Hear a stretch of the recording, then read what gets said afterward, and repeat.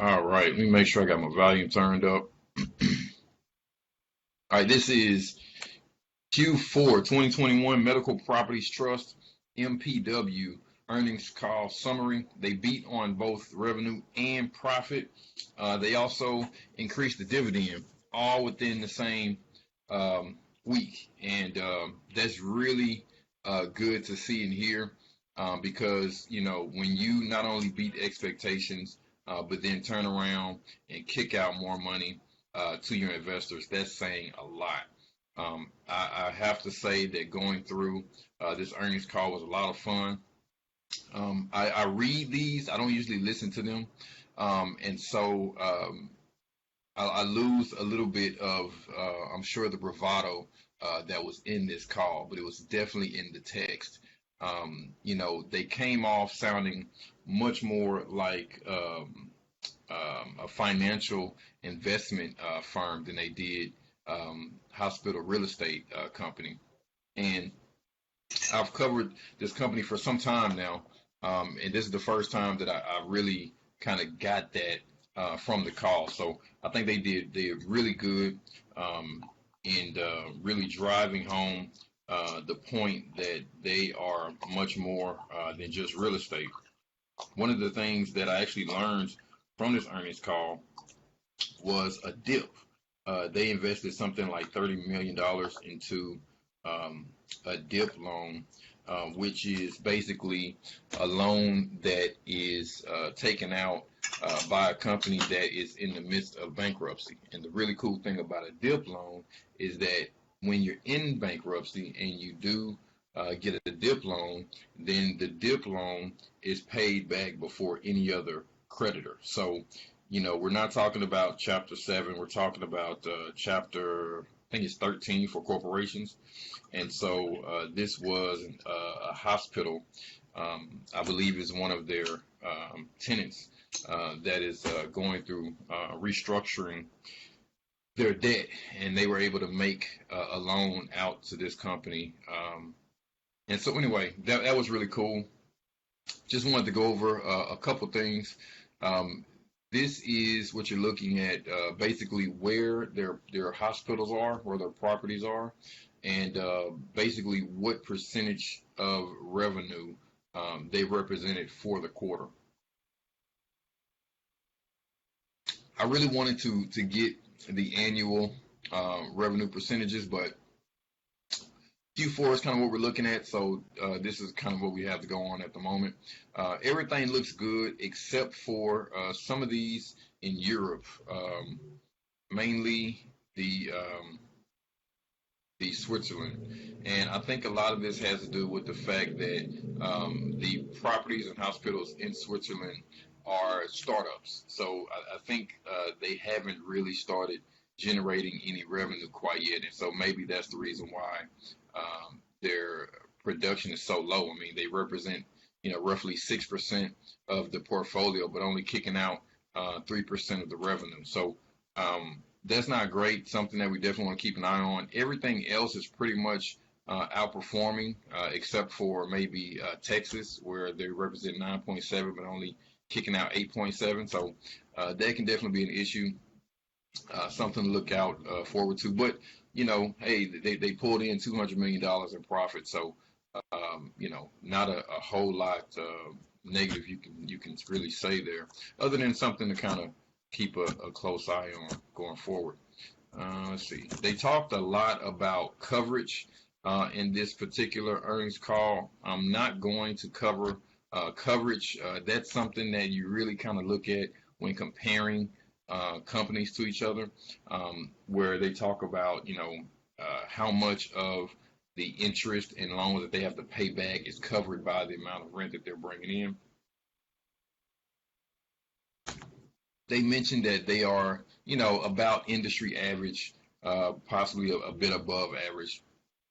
Again, I didn't do my own math on that because that's not something that we're really concerned about. Just looking overall at the earnings for the quarter. Again, $200 million. That's good enough for me. You're making profit. That's what's important. The thing that I was worried about, and I talked about this probably a year ago now, was the fact that I knew rates were rising, and I was really concerned because a lot of what this company does is they borrow money, then use that money to purchase the hospital and then lease the hospital to the servicer. And so I was really worried about what they were getting their loans at.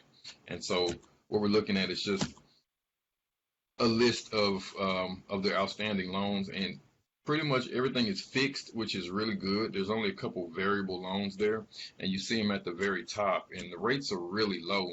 But because they're variable, that means that those rates can increase.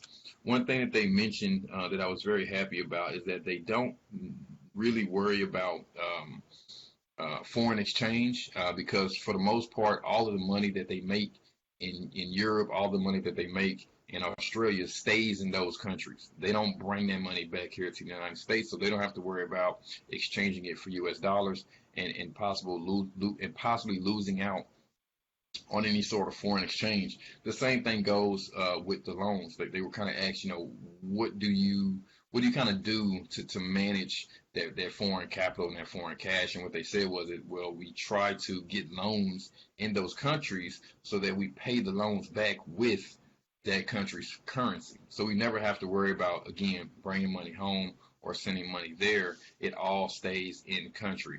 And so that's why you see such low rates here at the top. 9 times out of 10, those are Europe. Money is really cheap in Europe right now. I don't know about Australia, but it's going to be really hard to get a loan at 1.3% interest right now in the States. All right, so let's. So again, this is just a visual of kind of what we're talking about as far as the fixed debts versus variable. And again, this is important because the fixed interest rates won't move. They're not going anywhere. They're not going to go up. They're not going to go down, regardless of what interest rates do.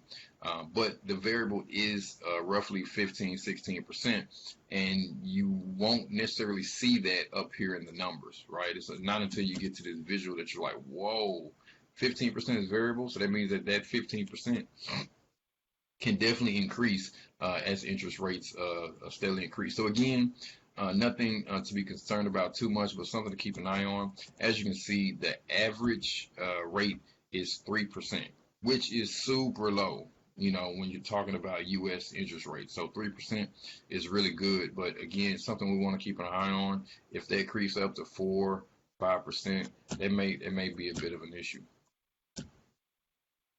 All right, the other thing that I thought was interesting is looking at the debts that they have due and when they're due, okay? And so right now we see that in 2022, which is this year, they have roughly $800 million coming due, which is not a big deal. I'm sure they'll handle it. And then as we look out to 2026, we see that they got a whole bunch due, right? So again, just something to keep an eye on. The other thing is that as these debts come due, they're going to be in the market looking for more loans. And so what the concern is as they pay off this $800 million, they're going to then turn around and need another $800 million. But the question is, will they be able to get that $800 million at the same interest rate? Based on their strategy as far as managing cash and foreign exchange and stuff like that is going to depend on, what facilities need this cash. Basically, what they said was that if they are going to be purchasing more hospitals and more properties, it's probably going to be in Europe. But even with that said, they said that they are having a hard time finding a company that's big enough to have a substantial property that Medical Properties Trust can even deal with, because of course they're not gonna play around with small potatoes, right? So don't really see anything happening in the U.S. right away. Is what they said. So again, the cash is coming off. They're gonna have to definitely add to it. Whether or not they have to go to the U.S. to make that happen, or go out to Europe, we don't know yet. But again, just something to kind of keep an eye on.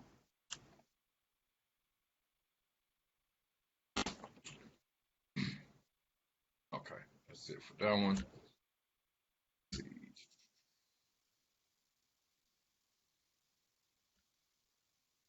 All right. These are the leases that are coming due, right? So remember, what Medical Properties Trust does is they purchase the hospitals usually from the hospital themselves, right? The owner, the operators, and then they lease that property back to the operators. Okay.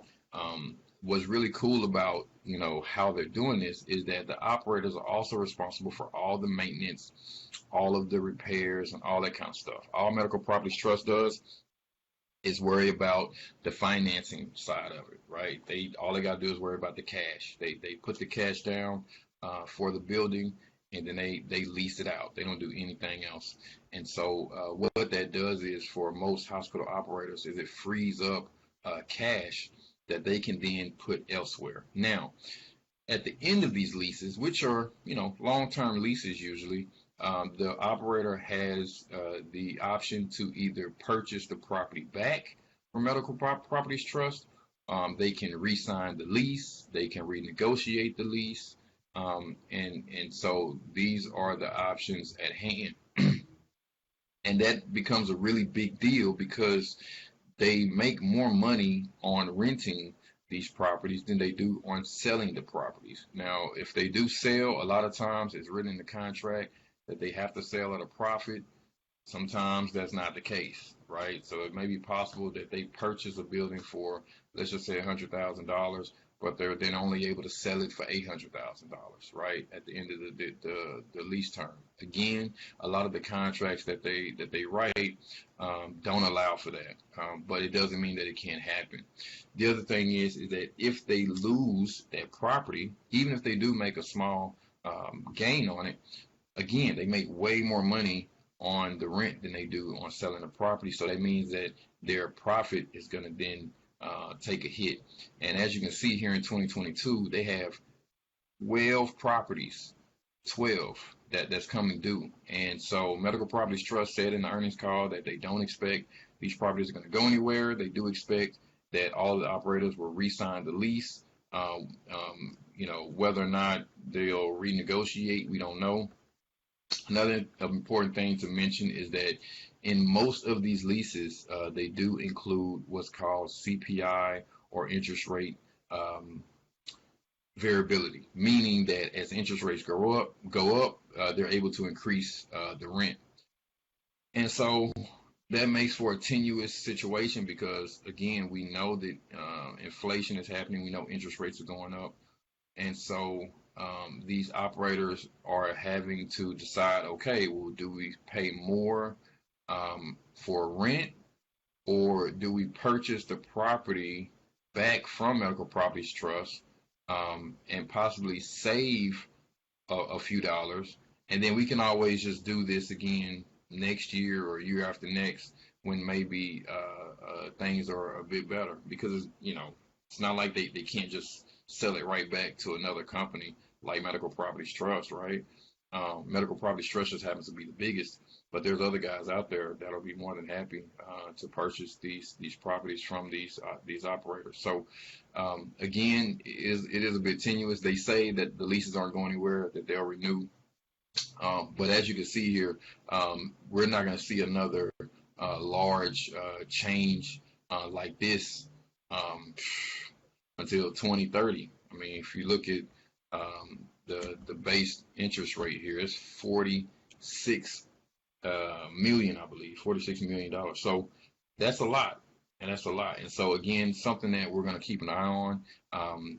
Definitely see what the changes are in first quarter 2022, second quarter 2022, because like I said, if these properties do come off of Medical Properties Trust assets, we can definitely see a decrease in profit.